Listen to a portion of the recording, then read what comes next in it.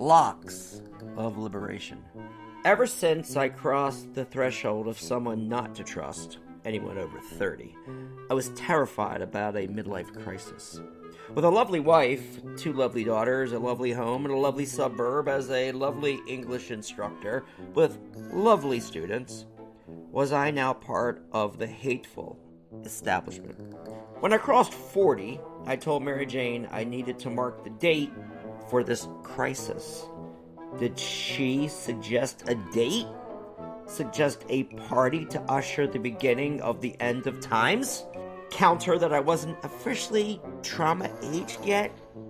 Did I still have another decade of being young, hip, and amazingly sexalicious?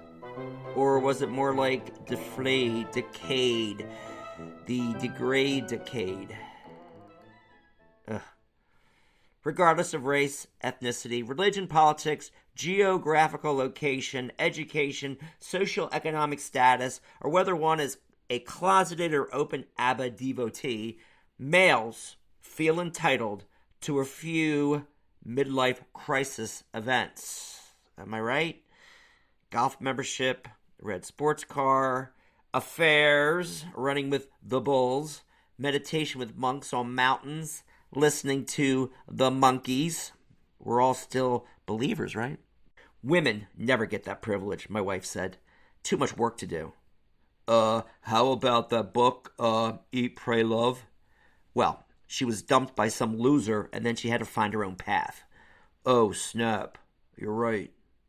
With COVID-19 as the cocoon, I emerged, radically changed, though. Gone were the sports jackets, fitted shirts, and noose-strangling ties. Gone the short hair.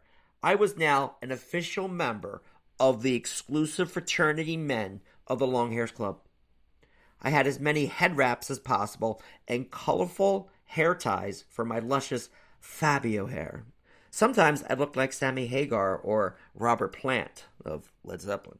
Other days, a healthier-looking Steven Seagal or John Travolta from Pulp Fiction, who's now bald. On other days, like some hair-bun ninja warrior or a slightly unsexy version of David Foster Wallace with his famous white head wrap and our ability to write without end. You see, I come from a long line of coiffed men. Is that how you pronounce it? Coiffed? My dad still has a thick mane. My grandfather's thick reddish locks are probably still growing in his grave 20 years later. My daughters and wife also have thick, long hair. And when my daughter Sarah was an au pair in Barcelona, the Senora de la Casa said, "We need to do something about your red hair getting everywhere." That does not sound like Barcelona. Except that it was in Catalan, what I call Catalian, fusing Catalan and Italian. I always wanted long hair. When I was young, it expanded as quickly as a China pet. a chia pet. Think thick as a porterhouse, just not as delicious. Mom trimmed for the unfashionable Mo Howard look, as you know. My daughters wanted me to try long hair, but my long hair looked horrible when young, when I had no, quote, luck with the ladies. Mary Jane said it would have to fall at some point. I didn't believe her. I don't know why. Alas, it did fall.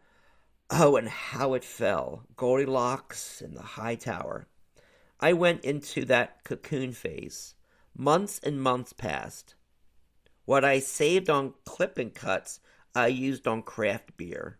I taught English from home. The terrifying chia pet Walter lasted for 2 months. That's it. The only one terrified was my lovely wife, but she promised to love me in sickness, health, and metamorphosis.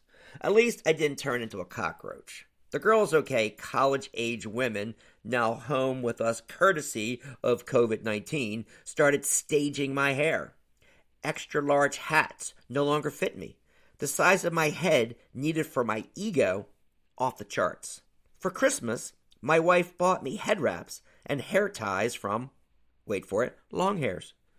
Now, even for teaching, no longer coordinating ties with my shirt, I coordinated head wraps and hair ties. And the toxic ties, gone, man, just gone. My shoes were now military-like boots, black and Desert Storm brown.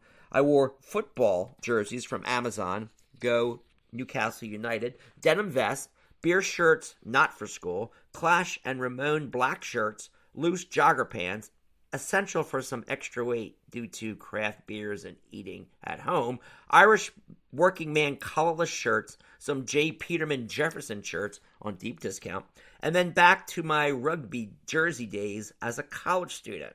What is everyday homeless man cosplay for you, Bound? My good friend Dan asked me. In one photo, I looked like the dude from the Big Lebowski. My yellow plaid headband really tied the Mexican restaurant together, man. And when dressed for Halloween, I wore colonial garb with authentic Hamilton hair. Hair, after all, has always been a political statement. Society vamps in the 1920s bobbed their hair. The Beatles were mods and rockers, what Ringo called mockers. David Crosby almost cut his hair, but he didn't. So my long hair and all the hairbrushes and conditioner and styling gel and serum and ties and wraps and clog drains has been a sign of rebellion. I didn't need to prove a date for my meeting with the midlife crisis. I met the crisis, to borrow from Thomas Paine, and with my rebellious flight of this beautiful butterfly. Now, administrators confuse me for a student. Thank you. Now I hear, "Here comes the commander," as I walk down the hallways in my combat boots. Now when my students called me Mr. Bound, as if I'm still part of the establishment, I say, "My dad is Mr. Bound. Call me Teacher Dude." When is our 10-page APA research paper due, Teacher Dude? Tomorrow, man. Tomorrow. When I walk down the English wing, my female colleagues declare, "Teacher Dude, it's so unfair. Your hair is amazing. What do you do?" "Nothing," I reply, smiling, whipping my hair back and forth. "Just wet, shake it off like Taylor Swift, and go." Amazing. Being 2 and 50 ain't so bad. When I play The Clash, always loud, I feel like a punk again, like Dylan Thomas. "I will not go into that good, gentle night," or something like that. "I will rage and rage against the dying of the light, and I will not do what you tell me." Rage. Rage. And God will be like, "Dude, I love your hair." Cheers, God, dude. And I've been in heaven ever since I broke free from that chrysalis stage. Good can come from bad, you know. By the way, can you make me a Caucasian?